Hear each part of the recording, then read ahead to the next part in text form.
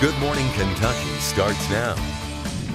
I'm actually standing in front of that home where it all took place, and according to Lexington police, the suspect left immediately right before they arrived on scene. Well, Erica, as you can see behind me, Nicholasville fire crews have effectively blocked off Beechwood Drive and Birch Drive because of that house fire. I'm going to step away from the camera so you guys can see exactly what I'm talking about. Hey, Erica, good morning to you. According to police, this shooting wasn't random, and the individual hasn't been identified. Hey, Erica, good morning to you. The energy here is electrifying, and as a matter of fact, I'm standing here right now with a Solid Blue fan, Eddie Hewitt, who's been a fan of Kentucky basketball for nearly 40 years now. Eddie, good morning to you again. Listen, I've been out here on Winchester Road for about an hour now. Look at how much snow and ice has accumulated on my car. Yeah, Erica, definitely. And when I was driving here on Winchester Road overnight, I drove through a couple of deep puddles, and driving through puddles like the ones that you see behind me can cause accidents if you're not careful. Well, Erica, trying new brews is always special for anyone that likes to drink beer, but it wouldn't be as special if you didn't mix baseball with those brews. The question is still in the air as to where that threat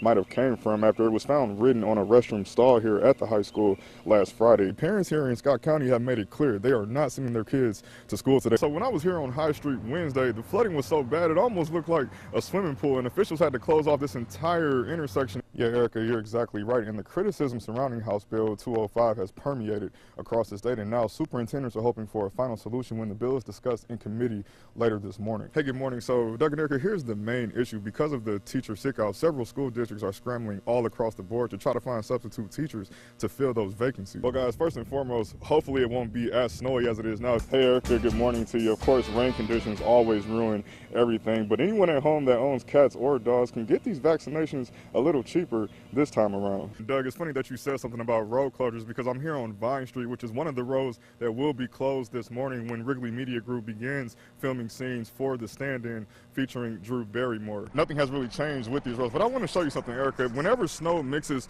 with rain, it creates what's called a wintry mix, which can be really dangerous if the temperatures do drop again. The campaign's theme is "I just didn't know," meaning most teens and adults weren't aware of the dangers caused by e-cigarettes. Doug and Erica, it seems that we've been talking about road conditions for a few weeks now, and the roads are still clear at this point. Nothing has really changed since my last update. Okay, George, thank you. Last night, of course, election night, and Kentucky's 6th district got national attention as Democrats and Republicans battled for control of the House. In that race, a narrow victory for incumbent Andy Barr, defeating Amy McGrath by nearly 10,000 votes. Our own Travis Harmon-Smith talked to our political correspondent after the race and has a recap for us. Republican incumbent Andy Barr's victory against Democrat Amy McGrath is the closest race Barr has had in his years in Congress. Nice to see you all. Barr narrowly winning while running a campaign much like his previous ones. That's according to UK political science professor and ABC 36 political correspondent Dr. Stephen Voss. Andy Barr ran a fairly conventional campaign, and hers was very unconventional and broke a lot of rules. First, Amy McGrath herself broke the rules. She didn't have political experience. She came from a different sort of background.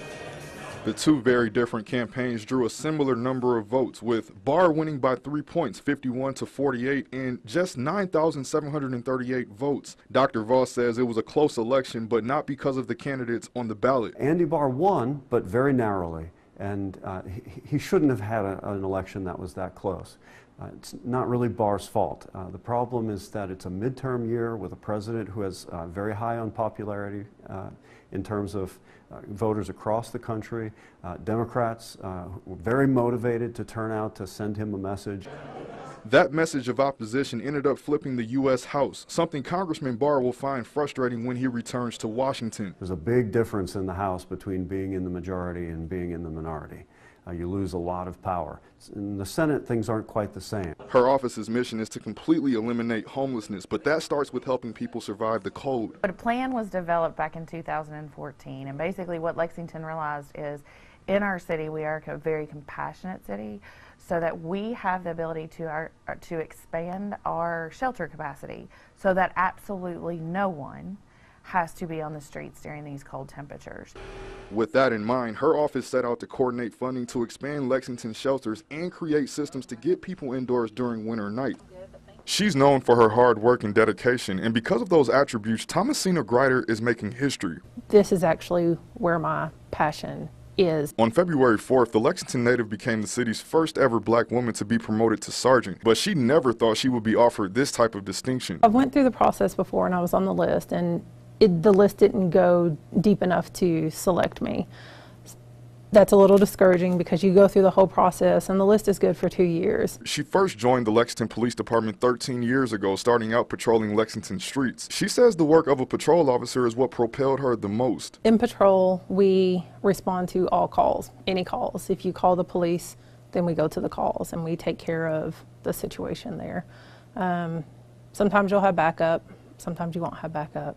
So you have to be prepared to take care of the call. Grider also worked as a detective before this promotion. She says a detective's work is much different than this. You investigate cases that the patrol officers have initiated by taking the original report. Grider says her duties with Lexington's police department have changed since she made sergeant, and just like her other promotions, it'll be an adjustment. It's harder in a way because these are people that I work with. She also feels making history in this way will open doors for other female officers that want to move up the ranks. Put yourself in different scenarios and imagine how you would handle that scenario as a supervisor.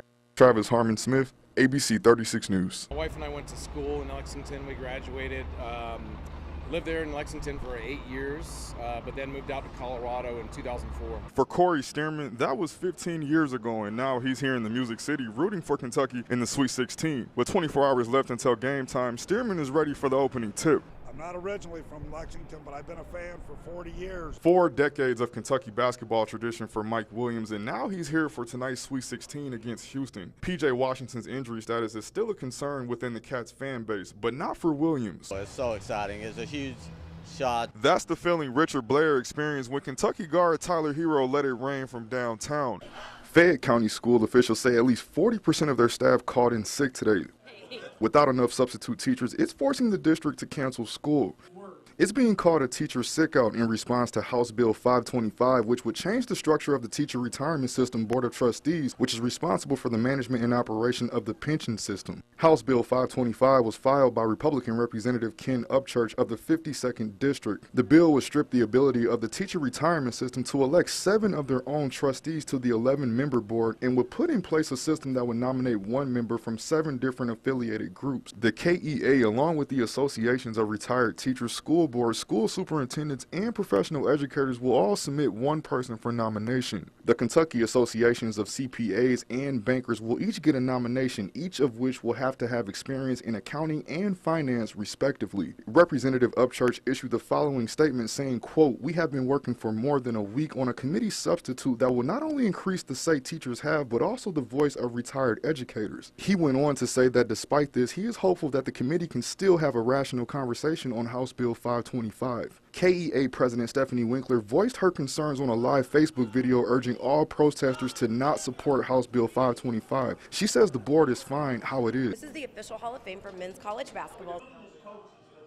From the initial point of walking through these doors, you'll notice history and glory. Some call this experience the history and glory of college hoops. But history in college hoops is just one part of the college basketball experience. It's not your typical experience like a museum. It's the ultimate fan experience, according to Sales, Marketing, and Events Director Celeste Lupercio. So it's only located in Kansas City.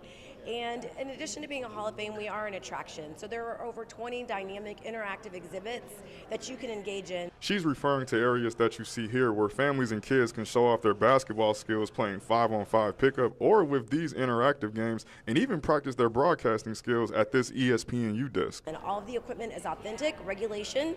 So, you very much get to experience what it's like to be a college basketball player when you come in here, whether or not you want to take advantage of the full-size basketball court, maybe catch a pickup game, or if you want to just use the exhibits, we'll show you how to dribble, we'll show you how to pass, and then all throughout the building, there's education on the history of the game. One part of this building is this hallway you see here known as the Guardians of Glory. All through here you can see historical college basketball moments of some of the best players and coaches that ever played and coached the game. Lupercio says fans also travel internationally to get a taste of college hoops history. We get so much traffic from people who are visiting Kansas City for business or also for pleasure. And definitely we love to track down where people are coming from. And it's fun to see basketball fans are like Australia loves basketball, which who knew? Whether or not you're traveling internationally, college basketball fans can find history here at the National College Basketball Hall of Fame.